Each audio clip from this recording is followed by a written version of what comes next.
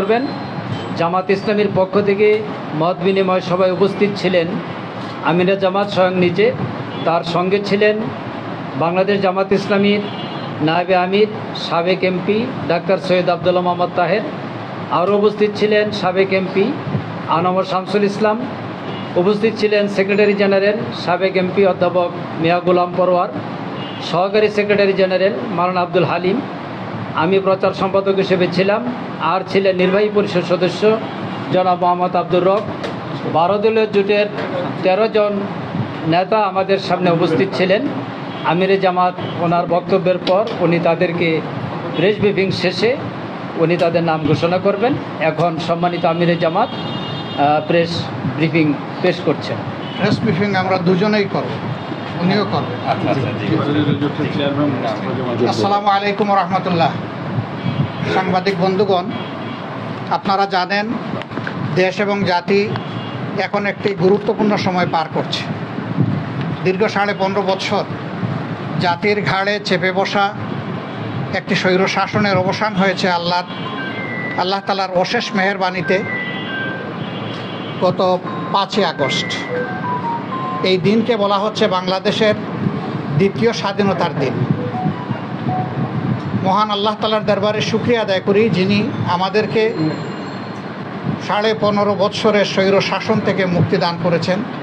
আলহামদুলিল্লাহ রব্বিল আলামিন। সমস্ত কৃতিত্ব সেই আল্লাহ রাব্বুল আলামিনের, যিনি এই বিপদ থেকে আমাদেরকে মুক্তি দিলেন। আমরা কৃতজ্ঞ চিত্তে ধন্যবাদ জানাই আমাদের তরুণ ছাত্র যুব সমাজকে, যারা 15 বৎসর বা 15.5 বৎসর ধরে ধারাবাহিকভাবে স্বৈর শাসনের বিরুদ্ধে যে আন্দোলন চলে আসছিল, সেই আন্দোলনের পরিসমাপ্তি টেনেছে। এবং এই পরিসমাপ্তি টানাটা কোনো সুখের বিষয় ছিল না। হাজার প্রাণের বিনিময়ে আমরা এই দ্বিতীয় স্বাধীনতা পেয়েছি।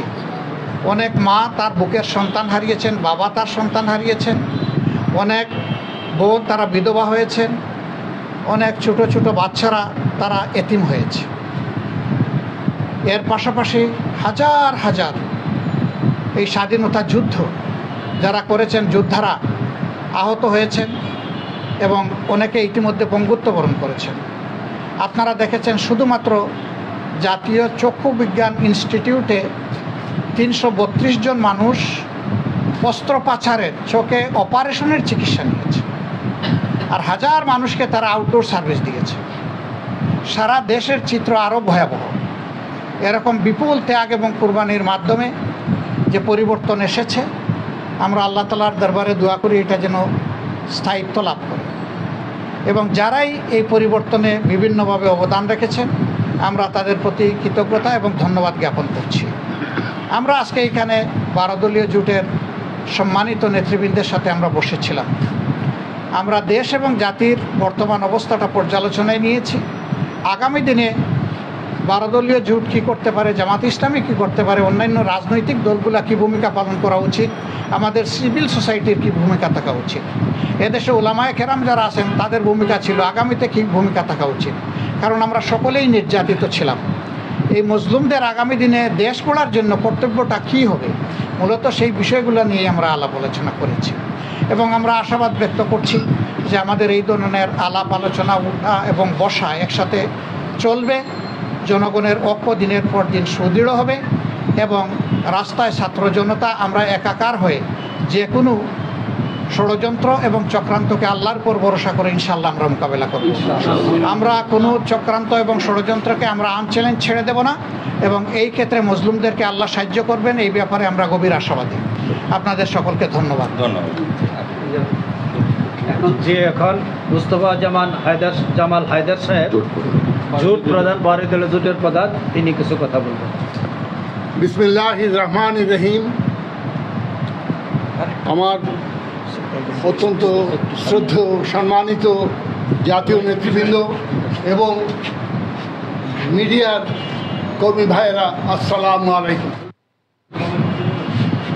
জাতীয় জীবনের অত্যন্ত এক যুগ সন্ধিক্ষণে আজ আমরা বাংলাদেশ জামাতে ইসলামের আহ্বানে সাড়া দিয়ে তাদের দপ্তরে এসে তাদের সাথে মতবিনিময় করেছি এবং এই মুহূর্তে বিরাজমান যে সংকট, জাতীয় জীবনে যে সংকটের একটি ধাপ কেবলমাত্র আমরা অতিক্রম করেছি, কিন্তু এখনও বাকি রয়ে গেছে আরও অনেক সমস্যা এবং সংকট।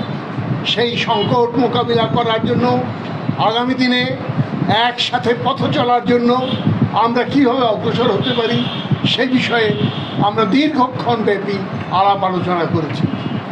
সমস্ত প্রশ্নে এক্ষুনি এই মুহূর্তে কোনো চূড়ান্ত সিদ্ধান্তে হয়তো আমরা অবতীর্ণ হতে পারিনি, কিন্তু তবুও আমরা হৃদয়ের অত্যন্ত কাছাকাছি পৌঁছেছি যে আজকে দেশ এবং জাতিকে এই বিরাজমান সংকট থেকে মুক্তিদান করার জন্য আরও দীর্ঘ পথ আমাদেরকে একসাথে লড়াই করে যেতে হবে।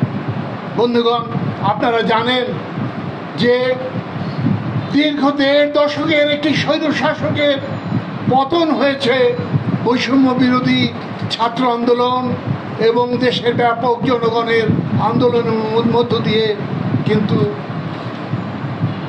ষড়যন্ত্র এখনো অব্যাহত রয়েছে।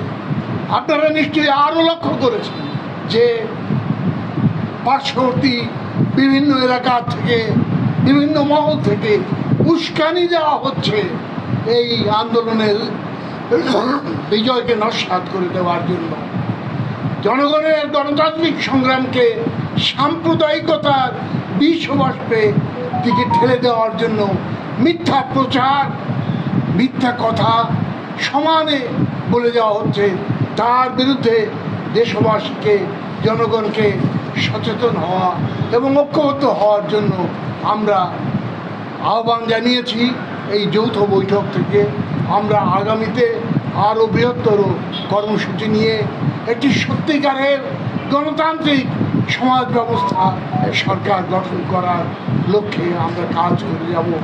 এই অঙ্গীকার করে আমরা আমাদের এই আজকের বৈঠক শেষ করেছি।